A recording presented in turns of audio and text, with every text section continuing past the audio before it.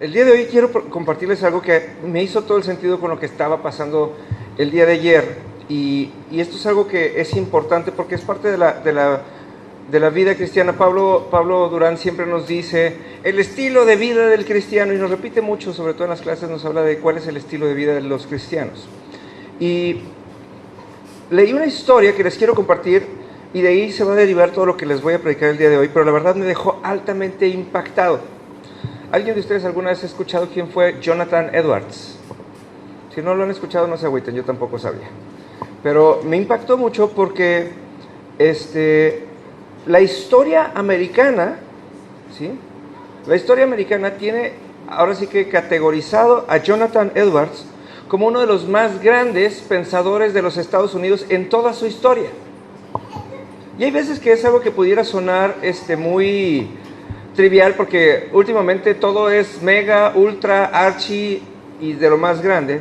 Pero después, cuando me puse a investigar, verdaderamente hay una verdadera historia de respeto para este hombre. Curiosamente, este hombre fue, tengo aquí mis notas porque no quiero que se me pase nada, pero él fue el presidente de la Universidad de Princeton.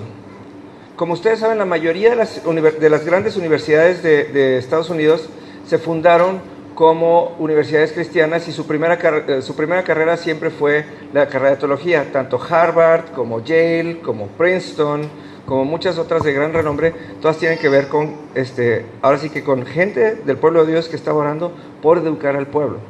Y este hombre nació en 1703, murió en 1758, fue presidente de la Universidad de Princeton, fue predicador, fue catedrático, filósofo y científico. Lo más interesante de esto es que está documentado que después de Jonathan Edwards, que fue un hombre que contribuyó grandemente con su pensamiento y con su manera de vivir al pueblo de los Estados Unidos, hay una estirpe de más de 1,400 personas de su estirpe, ahora sí que de su descendencia, que trabajaron a favor de su país y bajo su misma filosofía de vida. Y yo me quedo y digo, wow, eso está cañón, 1,400 personas, o sea, porque uno puede decir, bueno, yo de vez en cuando logro impactar a Marco y durante 15 días me hace caso y 15 días no, ¿no? Y eso para mí es todo un logro, ¿no? Pero el decir, yo puedo impactar la vida de personas que no me conocen y puedo trascender con mi estilo de vida hasta 1,400 personas, y que una nación, y sobre todo estamos hablando del siglo XVIII, en 1700, tenga la capacidad de documentar mi influencia, ¿no? Nosotros nos medimos en likes y nos dan 100 likes en Facebook y ya nos sentimos como que somos el hit. Pasamos de 110 y entonces ya somos como una celebridad. Empezamos a usar lentes oscuros y queremos dar autógrafos. Pero 1,400 vidas es un montón. Y entonces dice uno, claro, René, pues era cristiano y en su época y no tenía las distracciones y seguramente venía de una familia cristiana. Pues fíjense, nada más les voy a contar. La abuela de este hombre, se llamaba Elizabeth. Elizabeth fue sorprendida por su marido a los pocos meses de haberse casado, teniendo relaciones con otro hombre, y su primer hijo fue hijo de otro hombre y no de su marido. Y esto llevó a esta mujer a llevar toda una vida de promiscuidad sexual y de hijos de todo tipo de hombres, pero no de su marido. Esta mujer, debido a su estilo de vida y al gran juicio que había en ella, era una persona que constantemente se violentaba, y en más de una ocasión intentó asesinar a su marido por mientras dormía. La hermana de esta mujer, de Elizabeth, la abuela de Jonathan Edwards, era otra mujer sumamente violenta debido al tipo de hogar en el que crecieron. Y en una ocasión se violentó tanto contra su hijo bebé que lo asesinó a golpes. Y el hermano de esta mujer de Elizabeth era un hombre tan violento que un día tomó un hacha y enfrente de todo un público descuartizó a una de sus hermanas.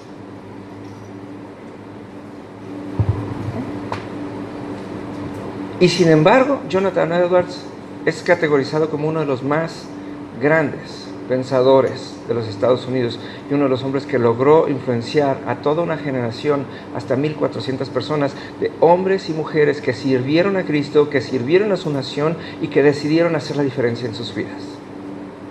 Está cañón, ¿no? Está cañón.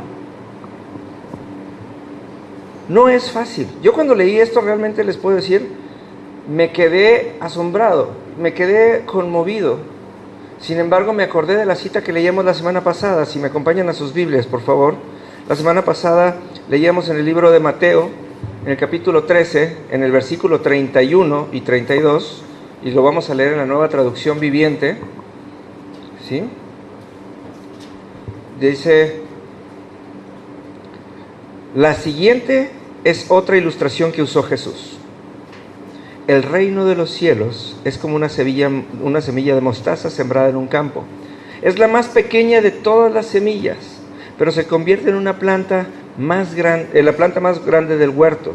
Crece hasta llegar a ser un árbol, y vienen los pájaros y hacen nidos en sus ramas.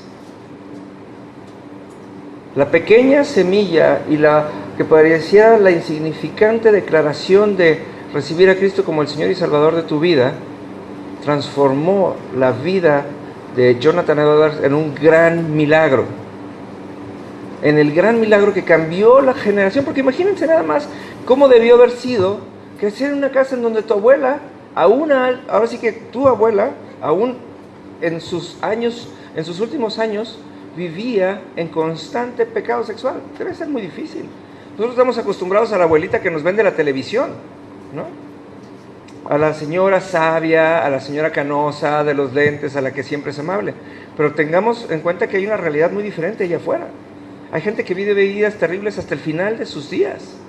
Y aquí había un hombre que vivió así. Imagínense esta mujer que asesinó a su propio hijo a golpes. Y es tu tía abuela. O este otro hombre que asesinó a su propia hermana a hachazos, ¿no? Y es tu tío. Entonces imagínate cómo debe ser el ambiente en el que crece una persona de esta manera, ¿no? Y la verdad es que somos altamente influenciados por lo que vemos. Por eso nuestros hijos el día de hoy son tan difíciles de educar, porque están tan contaminados del ambiente en el que se mueven. ¿No se han dado cuenta de todo lo que enseñan las caricaturas? Las caricaturas son terribles el día de hoy, ¿no? Y sin embargo hay canales enteros y dejamos a nuestros hijos que libremente vean eso y queremos que nuestros hijos de repente sean obedientes, ¿no? Disney ya nos contaminó. Ahora ya le hacemos honor a ¿cómo se llamaba la pelirroja greñuda esta? Que le llaman valiente. Y yo le digo, no es valiente, es desobediente, ¿no? Desobediente. Y entonces todavía decimos y los ponemos como ejemplo y luego les llamamos las princesas de Disney, ¿no? Unas cachetadas, unas nalgadas necesitaba esa muchacha, no necesitaba valiente. Amén. Sí. ¿No? Sin embargo, existe la posibilidad, y lo hemos visto reiteradamente, en donde Cristo, esa pequeña semilla en nuestras vidas, puede hacer que hagamos milagros extraordinarios y de gran dimensión. Porque no es lo que veamos y no es lo que venga de nosotros, sino es la decisión que nosotros tengamos de que Cristo haga la diferencia. Esta semana tuve una plática muy interesante con Nancy. Nancy vino conmigo y me ha estado platicando acerca de varias personas con las que he estado tratando. Y una de las cosas que platico muy seguido con Nancy es ahora sí que ha sido nuestro tema en los últimos meses, es, Nancy, nosotros tenemos que llegar a un punto. Tenemos que llegar a ese punto en donde nosotros cambiemos nuestra manera de ver las cosas y de ver a las personas, y que cada vez que veamos a las personas busquemos a Cristo en ellas, porque es la única manera en la que descubriremos esa pequeña semilla y en la que nuestra fe va a poder transformar al mundo. Jonathan Edwards, estoy seguro que no le agradaba lo que veía. Sin embargo, se encontró con Cristo y no solamente fue capaz de ver a Cristo en sus generaciones previas, sino fue capaz de sembrar a Cristo en sus generaciones venideras. Pero no podemos nosotros caminar esperando que lo que nosotros sembremos tenga un fruto y que eso nos aliente a caminar. Por eso dice la Biblia que por fe andamos. Porque andamos de acuerdo a lo que creemos y no de acuerdo a lo que vemos. Les aseguro que Jonathan Edwards No vio ni siquiera al 10% de esas 1,400 personas, porque fueron muchas generaciones después. Pero él estaba seguro que si bendecía a las personas, él estaba seguro que si declaraba la palabra en las personas, él estaba seguro de que si se comportaba de acuerdo a aquello que salía de su boca y si caminaba de acuerdo a los preceptos de la fe, iba a poder transformar al mundo. Y el día de hoy una nación entera lo reconoce. Pero la palabra está ahí y sin embargo nosotros caminamos, nos desesperamos y nos frustramos porque nos queremos guiar por lo que vemos y no por lo que creemos, ¿no? Pero hay que entender las cosas. Vivimos llenos de filosofías baratas que nos afectan y que nos trastornan. A mí me choca cada vez que veo a alguien que dice, vive cada día como si fuera el último. Nuestro pastor, el hermano Roberto Tinoco, nos dice, hay que vivir todos los días como si fueran el primero, porque todos los días viviremos asombrados de cosas nuevas, de cada cosa como si fuera nueva. ¿Para qué nos apuramos a vivir el día como si fuera el último? Nos la vamos a vivir llena de remordimientos. Pero ese es el famoso estilo, el famoso estilo de vivir al límite. ¿Al límite de qué? No, René, es que hay una línea muy delgada. No hay ninguna línea delgada. Lo bueno es bueno y lo malo es malo, con la pena. Los que hacemos la línea delgada para luego pisotearla somos nosotros. ¿Sí? Pero la pregunta es, ¿qué es lo que queremos ver? Porque queremos ver las cosas como si Cristo las hiciera, o queremos ver las cosas a nuestro estilo y lo que Cristo respalde nuestra visión. ¿Sí? Él se tiene que acomodar porque, ¿no? A lo mejor fue Dios. No. Es que Dios por algo hace las cosas. No, Dios no hace por algo las cosas. Dios ya lo dejó muy claro y lo dejó dicho. Y eso es lo tremendo de este asunto. El otro día platicaba con un montón de personas y me decían, René, es que tú te has movido por todos lados. No, le digo, yo no me he movido por todos lados. Yo soy la misma persona desde que conocí a Cristo. El día que yo fui transformado en Cristo, ese día fui transformado. Y todo lo que creo, lo creo el día de hoy. Lo que pasa es que se renueva, se amplía, se refresca, crece en profundidad, lo que sé, pero sigue siendo exactamente lo mismo. Yo soy el que me afino de acuerdo a lo que creo, pero no cambio, porque Cristo me transformó y me compró con su sangre. Como les he hablado, yo no creo en los procesos, porque los procesos son del diablo. Aquel que está pasando por un proceso de Dios, y digo, pues, ¿cuándo Dios puso en la Biblia un proceso? De nadie. Dios le dio la capacidad de creer a cada uno de sus discípulos en el momento que se encontró con ellos, ¿sí? Y les dio la oportunidad de crecer. Y un día les dijo, a partir de hoy las cosas son diferentes. Y eso fue aquel famoso día que se encontró con los 5,000 que había que alimentar. Y les dijo, ¿cómo le dijo? Señor, tenemos que mandarlos a su casa para que coman y descansen. ¿Y qué dijo Jesús? No, ahora ustedes denle de comer. Y les aseguro que han de haber dicho, ay, nanita, ¿cómo le vamos a hacer? Pero no es porque Él haya dicho, sino porque Él les dio la capacidad de hacerlo y los transformó en lo mismo que venía hablando en la Biblia de una y en otra ocasión. Y les voy a pedir por favor que me acompañen a el libro de Marcos, en el capítulo 8, en el versículo 22.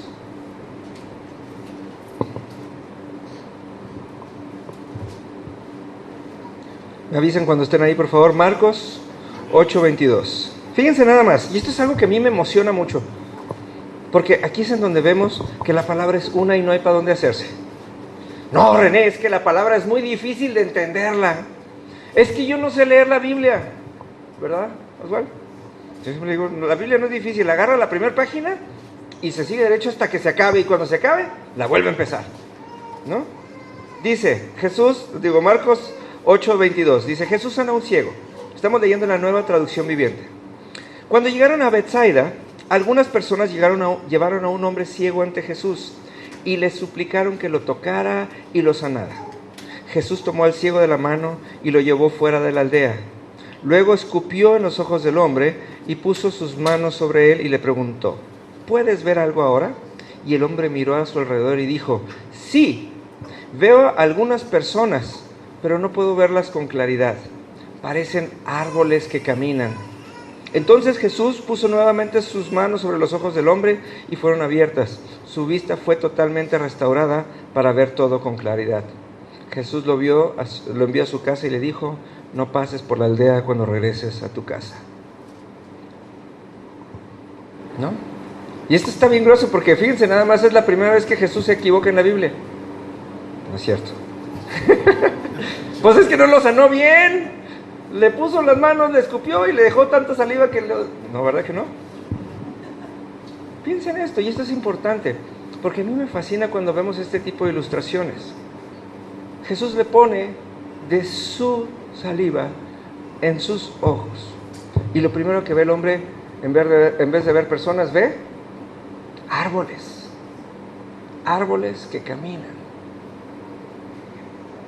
Y después dijo, pues no veo claro. Y después Jesús le vuelve a poner manos y le permite ver lo que los hombres ven. Primero le permitió ver lo que Dios ve y después le permitió ver lo que el hombre ve. Porque la ilustración de los hombres no es nueva. De los árboles no es nueva. El Salmo 1 que promete que seremos como ¿qué? Como árboles. Entonces quiere decir que el hombre estaba viendo lo adecuado. ¿Jesús de quién se acompañó? De sus discípulos. Y cuando Jesús iba con los discípulos y sanó a este hombre dijo, mira, aquí vienen todos los fundamentos de la iglesia. Estos hombres tienen raíces claras, firmes, y nada los mueve. ¿Sabes qué? Estos árboles tienen frutos. Estos hombres no vienen a ver qué les dan, estos hombres vienen a alimentar al mundo. Estos hombres tienen un follaje de hojas que no se caen, ¿sí? Que no importa su pasado, importa lo que Cristo está haciendo en ellos y la eternidad que hay en sus vidas. Dice, y caminan porque se mueven, porque esa es la condición del reino de los cielos, el movimiento. Y esto es tan importante porque eso es algo que tiene que marcar nuestras vidas. Hay gente que anda de iglesia en iglesia buscando a ver qué iglesia le gusta. Y no dice la Biblia que tengamos que quedarnos toda la vida en una iglesia, pero aquí la Biblia dice que tenemos que tener raíces como árboles, que tenemos que tener un fundamento. Porque ¿cuándo han visto ustedes que trasplantan un árbol y el día siguiente da manzanas? ¿Verdad que no? Un árbol, para que pueda dar frutos, tiene que estar sembrado, enraizado, tiene que estar firme, tiene que saber que nada lo va a mover para que pueda dar fruto. Y cuando da fruto, empieza a cumplir el primer mandamiento. El primer mandamiento es, fructifica. El segundo mandamiento es, multiplícate. Me encanta, hace 2 semanas me tocó ir de nuevo a Tequila. Nos llevaron de la empresa y nos llevaron a hacer un tour del tequila, pero nos llevaron a los campos de los agaves. Y nos decían que calificaban a los agaves de acuerdo a la cantidad de hijuelos que daban. La calidad de un agave es tan buena como la cantidad de hijuelos que dan. Y dije, ay, mira, esto es como el reino del tequila es de Dios, ¿no? No es cierto. Pero dije, mira qué interesante. No, el tequila no es de Dios, pero bueno. Pero dije, mira qué interesante, que aún el mundo reconoce los mismos principios de la Biblia. Y la Biblia nos está enseñando que nosotros vamos a ser reconocidos, número 1, por ser árboles, que tenemos que estar firmes. No tenemos que caernos bien en la iglesia, tenemos que estar firmes en lo que creemos y que tenemos la capacidad de trascender. Nos encontramos con Jonathan Edwards, un hombre que puso sus raíces en Cristo y que se dejó alimentar y remojar por la palabra. Y en el momento que estuvo firme y que vio que nada lo iba a cambiar, en ese momento empezó a alimentar a las personas alrededor de sí con los frutos que había, porque empezó a ser conocido. Génesis 12:2 lo hemos oído mucho últimamente y dice la palabra, ¿sí? Número 1, te haré una gran nación. Número 2, te bendeciré. Y número 3, te haré famoso. Y después dice, serás bendición para muchos. Cuando tú eres un árbol, ¿sí? ¿Eres famoso a causa de qué? De tus frutos, porque dice la Biblia que por tus frutos serás conocido. No hay personas que se estén moviendo de un lado para otro y que estén buscando qué creer, que puedan dar frutos. ¿Cuáles frutos? Amor, paz, paciencia, benignidad, gozo, mansedumbre, bondad, templanza y por último, dominio propio. Por último, ¿sí? Porque todo el mundo quiere el dominio propio, pero se olvida de todos los demás, ¿sí? Y empieza por amor. Nosotros por eso venimos a la iglesia. Aquí es en donde venimos y echamos raíces, no en este grupo en específico, no en este salón en específico y no con este pastor en específico. Pero tenemos que tener en cuenta que si Dios nos envió a este lugar ahora, es porque aquí es en donde vamos a tomar de la palabra que nos va a hacer crecer y dar frutos. Porque venimos a dar frutos. Si no estás listo para dar frutos, no. Hay gente que luego se mueve a las iglesias y dice, yo me voy a otra iglesia porque aquí no se puede servir. ¿Qué quieres? ¿Servir o ser reconocido? Porque si quieres ser reconocido, pues lo primero que tienes que hacer es dar frutos para que seas reconocido por tus frutos. Y no que alguien diga, ay, mira qué bonito, qué guapo es él, pongámoslo a servir, ¿no? El lugar del pastor está ocupado, lo siento. No, para nada. Nuestras iglesias deberían de estar llenas de personas que estén buscando en dónde echar raíces, en dónde afirmarse, en dónde asentarse, para en ese momento tener la capacidad de extender sus brazos y poder dar sombra y cobijo a las personas. Por eso dice, ¿sí?, la palabra en el Salmo 91, aquel que mora, ¿cómo dice? A la sombra, ¿sí? ¿Habitará qué? A ver, ya me la están revolviendo. ¿Aquel que habita? Ajá. ¿Morará? Entonces, ¿morará o morará? Ok. Así es. Ya se los voy a leer bien porque ya me hicieron bolas allá. Ahí va. El que vive en el amparo del Altísimo encontrará descanso a la sombra del Todopoderoso, ¿sí? Pero fíjense nada más, dice el que va los domingos a la iglesia, no. El que vive al amparo del Altísimo.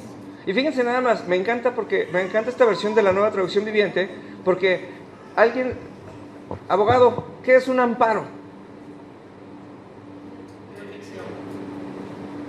Una forma de defenderse o protegerse de alguna violación a tus garantías individuales. Ven, dilo acá para que lo oigan todos. Sí. Es una forma de protegerte o defenderte cuando es violado alguna de tus garantías individuales que tienes derecho. Perfecto. Fíjense nada más que interesante. Es una manera de proteger de que tus garantías individuales no sean violadas. Quiere decir, aquella persona que vive en enfermedad no vive en el amparo del Altísimo. Aquella persona que vive con problemas constantes no vive en el amparo del Altísimo. Aquella persona que sufre pobreza no vive en el amparo del Altísimo. Porque ¿qué quiere decir? ¿Qué hacen los políticos? Los políticos, ellos, bueno, por poner un ejemplo, porque no quiero que se oiga mal, pero muchas veces es lo que más oímos. Muchas personas en cargos públicos, cuando saben que actúan mal, van y se amparan para que la misma ley no los afecte. Todavía les llaman amparos y luego el siguiente nivel es el fuero, ¿verdad? ¿Sí? Bueno, algo así, digo, para no irme muy adentro. Pero dices, oye, la gente que conoce la ley sabe protegerse de la ley. ¿Y saben qué pasa con los que no conocen de la ley? Se la viven afectados por la ley, viven bajo el efecto de la ley, porque la ley aplica para los que la conocen y para los que no también, ¿no? Entonces tenemos que conocer la ley para que podamos ir al amparo, y el amparo es la sangre de Cristo, ¿sí? Yo voy a la sangre de Cristo, me refugio en la sangre de Cristo y digo, ¿qué me puede pasar? Porque hay mucha gente que dice, si Dios conmigo, ¿quién contra mí? Ah, ok, ¿y tú cuándo con Dios? Porque yo veo que todo el tiempo contra ti. Porque no es un amuleto, ¿no? No es cruz que se vaya el diablo y que venga Jesús, ¿no? ¿Sí? Es que eso es lo que dice la gente, ¡ay, me cubro con la sangre de Cristo! No, pues si no es un amuleto. Dice, el que vive al amparo, el que ama a Dios, el que está en su constante presencia, el que escucha su voz y el que conoce su palabra para que le conste que es Dios y que no es una casualidad. Y eso es bien importante. Jonathan Edwards fue un hombre que no solamente vivió al amparo, sino que sembró una generación entera en el amparo de Dios. Y vivió en la constante protección, y las generaciones que le venían, vivían ahí. Y esto es algo que dices, híjole, hermano, ¿no? Por eso este hombre ciego, cuando tuvo la oportunidad de ver, él no quería ver. A él no le interesaba ver lo que el mundo veía, a él le interesaba encontrarse con el que le sanó. Y entonces, ¿qué hizo Jesús? Jesús le dijo, pues ahí está el mejor de los beneficios. Porque a diferencia del que yo creo que me lo machaco cada semana, un día me lo voy a encontrar y me va a reclamar, que es aquel, el paralítico de Bethesda, ¿no? Que era el que le decía, ¿quieres que te sane? Y le dice, no hay quien me eche al estanque, ¿no? Entonces, la pregunta es, ¿qué quieres? ¿Que te echen al estanque o sanar? Aquí este dijo, no, yo no quiero sanar, yo quiero encontrarme con el que me sanó. Está el otro, aquel que era ciego de nacimiento, ¿no? Al otro que le escupieron, ¿no? Y le dijo Jesús, ¿tú crees en Jesús el Salvador? Y dijo, ¿quién es? Dime quién es, para que pueda yo creer en él. Porque le dijo, de nada me ha servido ver.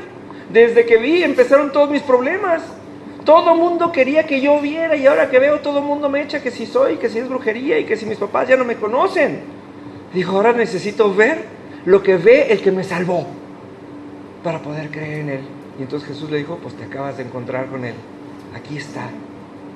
Y les aseguro que lo siguiente que vio fueron árboles, porque aprendió a ver lo que Jesús veía, a personas completamente firmes, con sus raíces bien puestas, dispuestas a alimentar al mundo de lo que Cristo ha puesto en nosotros. Es nuestra responsabilidad como iglesia el que la gente nos vea y tenga que voltear a ver 2 veces y diga, mira, te vi y pensé que eras un árbol, porque eres tan firme, eres tan fuerte y eres tan frondoso que quiero estar cerca de ti, ¿no? La diferencia está en que tenemos que ser árboles de acuerdo a lo que Dios dice y no árboles de acuerdo a lo que nosotros queremos. Porque me encanta la descripción que dice el Salmo, ¿no? Dice el Salmo, son como árboles plantados a la orilla de un río, que siempre, ¿cuánto? Siempre dan fruto a su tiempo, que sus ojos no se marchitan y prosperan en todo lo que hacen. Y luego pone la diferencia, porque dice, aquí están los que sí, y dice, ¿y los que no? Dice, lo mismo sucede con los malos. Son como la paja inútil. Y esto lo dijo la profetisa Paquita, la del barrio. Inútil, ¿no? Que esparce el viento, que serán condenados cuando llegue el juicio. Los pecadores no tendrán lugar entre los justos. ¿Y cuánta gente conocemos nosotros que son como la paja inútil? Y es muy penoso decirlo, porque un día están bien y otro día están mal. Un día nos quieren y el otro día nos odian. Un día van a la iglesia y el otro día no van a la iglesia. Un día son cristianos, el otro día son católicos, el otro día son testigos de Jehová, el otro día leen la filosofía de Mormon porque ahora las ponen en todos los hoteles. ¿Nunca se han dado cuenta de esos? Ahora está de moda. Antes poníamos, los gedeones fueron los primeros en llevar la palabra de Dios a todos los hoteles y había un Antiguo Testamento, un Nuevo Testamento en todos los hoteles. Ahora hay un Nuevo Testamento, las enseñanzas de Buda y el Evangelio de Mormon en todos los hoteles, ¿no? Y la gente cree que porque están ahí son buenos. No, amén, no creen eso. No deben de creerlo, ¿no? Y esa gente se convierte como la paja, porque piensan que pueden hacer las cosas porque no son malas, pues a quién le afecta. Pero nosotros tenemos que tener bien claro cómo vamos a leer otras cosas, y no es malo que lo leamos, ojalá tengamos el tiempo de leer todos esos libros después de conocer adecuadamente la palabra de Dios. Cuando estemos firmes podemos leer lo que nosotros querramos, porque encontraremos lo ridículo y lo ineficiente que son todos esos textos y cómo se contradicen a sí mismos. Pero si no hemos leído la palabra y no estamos firmes, ¿sí?, seremos como paja inútil y no como árboles que caminan. Y eso es importante, porque fíjense lo que es un árbol que camina, una paja inútil. Y esto me encanta. Vámonos por favor al libro de Jueces. El libro de Jueces, en el capítulo 9, tiene una ilustración hermosa. Porque fíjense, esto es cuando dejamos de ver la dependencia que tenemos. Hablando de árboles. 9:8, por favor. Y se los voy a leer, como siempre, en la Nueva Traducción Viviente. ¿Sí? Dice, cierta vez los árboles, fíjense nada más, cierta vez aquellos que se decían firmes y aquellos que decían que daban frutos, decidieron elegir un rey. Primero le dijeron al olivo, reina sobre nosotros. Pero el olivo se negó diciendo, ¿dejaría yo de producir aceite de oliva que bendice a Dios y a la gente solo para merecerme por encima de los árboles? Entonces le dijeron a la higuera, reina sobre nosotros. Pero la higuera también se negó diciendo, ¿dejaría yo de producir mi dulce fruto solo para merecerme por encima de los árboles? Entonces le dijeron a la vid, reina sobre nosotros. Pero la vid también se negó diciendo, ¿dejaría yo de producir el vino que alegra a Dios y a la gente solo para merecerme encima de los árboles? Finalmente todos los árboles dijeron al espino, reina sobre nosotros. Y el espino le respondió, si realmente quieren que yo sea su rey, vengan a refugiarse bajo mi sombra. Si no, que salga fuego de mí y consuma los cedros del Líbano. ¿No? Fíjense nada más, y hay cosas bien interesantes aquí, porque esto es bien importante. Nosotros podemos enamorarnos de Dios o podemos enamorarnos del efecto de Dios, y son dos cosas diferentes. Hay gente enamorada de la bendición de Dios, pero no tiene nada que ver con Dios, y por eso primero fueron con el olivo.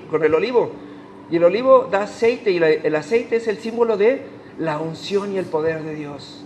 Y hay gente que le encantan las señales, y le encanta que oren por ellos, y les encanta que luego hablan en lenguas totonacas, y quieren tener poder, y hay gente que se enamora más de eso que de Dios.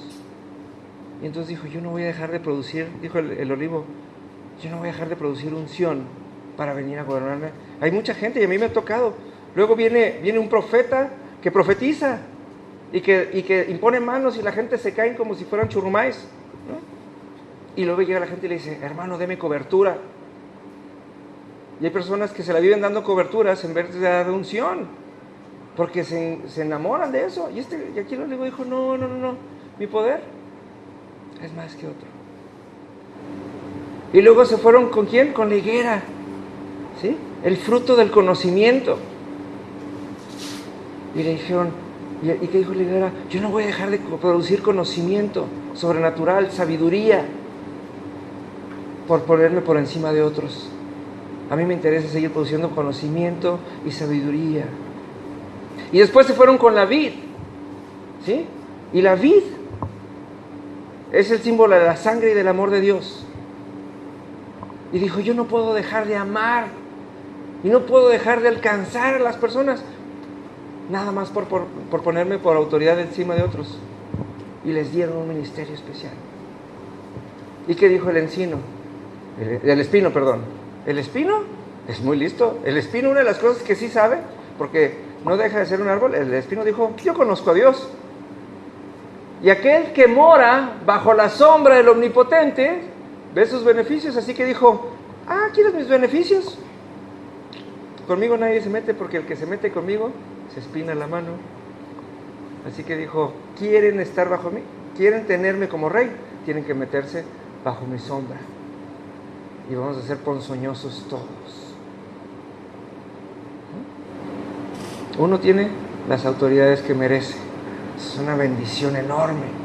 Es una bendición enorme el saber que toda autoridad que tenemos es merecida. Todo lo que tenemos lo merecemos. Y Dios no se equivoca en eso. Entonces tenemos que tener esa confianza y esa certeza. Dios nos puso como árboles. Y nos puso a dar frutos. Y nos puso bajo una autoridad especial. ¿Sí? Nos puso bajo una autoridad especial para que nos diga en qué dirección, y sobre todo, como dice en el Salmo, en qué tiempo vamos a dar frutos.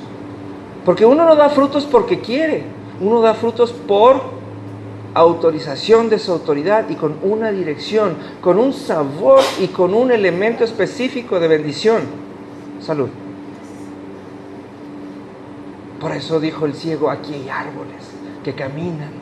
¿Por qué? Porque el que los guiaba caminaba también y se movía en bendición.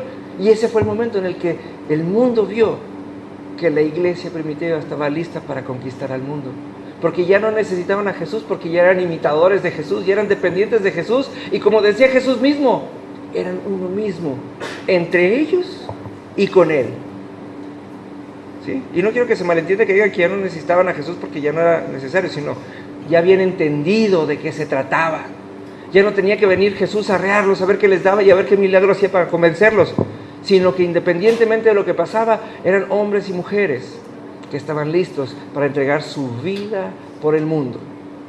Eso es lo que el mundo está esperando que nosotros hagamos. Eso es lo que el mundo está esperando que nosotros seamos. Hemos estado orando por el crecimiento de esta iglesia, ¿sí? Y me encanta porque la gente que sigue llegando a esta iglesia sigue siendo gente preparada, ¿sí? Tenemos a Betty que viene de casa, viene de Palabra Viva, ¿verdad que estamos platicando de eso? Y le decía a Betty, ustedes tienen una responsabilidad específica porque ustedes tienen que dar frutos más rápido que los demás porque conocen la visión, ¿sí? Y Dios no está trayendo gente nueva todavía a la iglesia. ¿Por qué? Porque la gente que está llegando son árboles. Y los árboles tienen la misma forma de la visión que nos dio el pastor. El pastor Tinoco nos dijo que éramos, ¿qué? Columnas, ¿no? Y si ustedes se fijan en las construcciones primitivas, ¿con qué hacían las columnas de las casas? Con los troncos de los árboles, ¿sí? Nosotros tenemos que estar preparados con toda nuestra manera de vivir para que Dios nos muestre al mundo como árboles que caminan, con todos los requisitos del árbol, fuertes raíces que se alimentan de aguas corrientes, que dan fruto a su tiempo, ¿sí? Y que su hoja no cae, porque su pasado no es importante y su desnudez nunca se mostrará, ¿sí? Estamos en la mejor época de nuestras vidas, porque Dios nos va a dejar de mostrar como Tabata y como Marco y como Nancy y como Leti y como Emiliano. Dios nos va a mostrar allá afuera como árboles. Y la gente dirá, de ese árbol quiero comer. Bajo ese árbol quiero sentarme y refugiarme en su sombra. En ese árbol quiero poner un columpio y balancearme. Porque aquí hay paz. Y la frescura que hay aquí no la hay en ningún otro lado. Porque esa frescura la provoca Jesucristo, que es el que alimenta y el que da firmeza a esos árboles.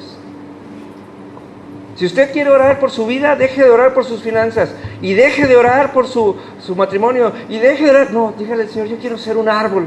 Yo quiero que la gente abra sus ojos y que piense que está viendo como que lagañoso y que me vea como un árbol. Y esa va a ser la mejor señal de que soy agradable delante de ti. Y esto no es difícil. Este es el tiempo. La condición, leas el Salmo 1. Dice, el hombre que, primero dijo, bienaventurado el hombre que no anduvo en consejo de malos, aquel que no anda preguntando a ver qué opina el mundo de él, que no anda preguntando qué hacer, que no anda buscando qué inventar. 2, que no anduvo caminando ¿en qué? En camino de pecadores, de los que no andan en la delgada línea, ¿sí? O es o no es. Ay, qué aleluya, sí, ¿y qué? Ay, pero van a decir que digan, ¿sí? Porque no es malo lo que el mundo está haciendo. Están completamente perdidos y equivocados, pero no es malo. Y va a haber un día en el que Dios nos va a enviar a todos esos lugares. Nos va a llevar a los antros y nos va a llevar a las calles y nos va a llevar a los lugares de perdición a que arrebatemos a la gente, pero primero tenemos que ser árboles, ¿sí? Vamos a llegar allá, pero si no llegamos en condición de árboles, pues ni para qué. 3, que no se sentó en silla de escarnecedores. Que nadie tenga la capacidad de cuestionar lo que hace. Oye, René, es que a tu edad deberías de estar casado. No me importa, ¿sabes qué? Cristo ahorita es mi esposa y la verdad nos la llevamos muy bien. Oye, René, pero es que debería... No debería nada. Les aseguro que cada cosa que hace en mi vida, y yo veo que cada día ustedes más y más y más también, hacemos todos exactamente lo que Dios nos pide hacer. Y cada vez menos lo que opinamos y mucho menos lo que otros dicen que deberíamos de hacer. Oye, pero es que es sábado en la noche y deberías de estar disfrutando y yéndote de antro con todo el mundo. No, oye, ¿sabes qué? Esta semana fue la semana más productiva que he tenido en Cristo y en mi trabajo. Y ahora mi cuerpecito, que ya no es puerquecito, ¿sí? Se merece un merecido descanso. Se merece disfrutar. Y ¿a poco no?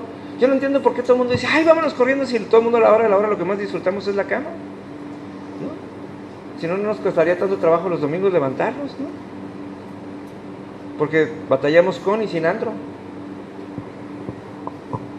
El que no se sentó en sillas escarnecedores y dice, sin embargo, en la palabra de Dios tiene su deleite. Quiere decir, encuentra una respuesta a todo lo que piensa, a todo lo que hace, a todo lo que dice y a todo lo que le viene en el futuro en su palabra. Ya no anda buscando qué opinar. Todo lo encuentra ahí. Y el futuro le es reflejado en una palabra que es eterna, que es recurrente y que se renueva constantemente. Y ahora sí le da una serie de promesas. Ahora sí le da una serie de cosas que nunca van a cambiar. Jonathan Edwards encontró eso. Ahora la pregunta del millón es esta. ¿Estamos nosotros, la gran mayoría de nosotros, en la primera generación?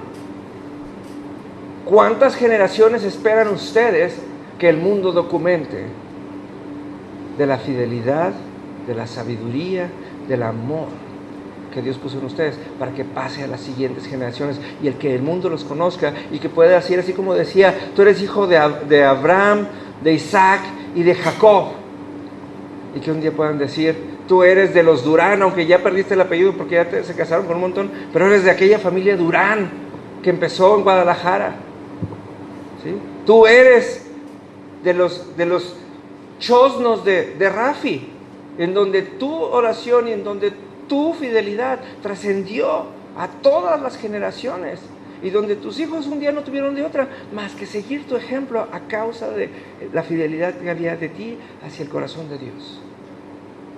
Tú eres hijo de Alfredo Sierra Arceo, aquel hombre de Durango que decidió cambiar la inestabilidad de su familia para crear familias fuertes, grandes, comprometidas, amantes y temerosas de Dios, ¿no? Y estamos en la generación 200 y en la generación 300 de aquellos que están dando su vida para alcanzar a Cristo. El día de hoy vamos y nos sorprendemos cuando nos encontramos un árbol que tiene 200 y 300 años y nos tomamos fotos. Así debería de buscarnos la gente. Por eso dice la Biblia y por eso le prometió Dios a Abraham, te haré famoso. La gente irá años después de tu muerte a tomarse la foto contigo, así como con la Mona Lisa, diciendo, este es el hombre por el cual toda mi familia llegó a Cristo. Eso es lo que dice la Biblia. Este es el hombre que inspiró a generaciones. Y no para tener gloria, sino para glorificar a Dios con todo lo que hacemos. De eso se trata. Esa debería de ser tu oración. Que cada vez que una persona que no conoce a Cristo abra los ojos, vea en ti y en mí a un árbol que camina. ¿Les parece? Vamos a orar.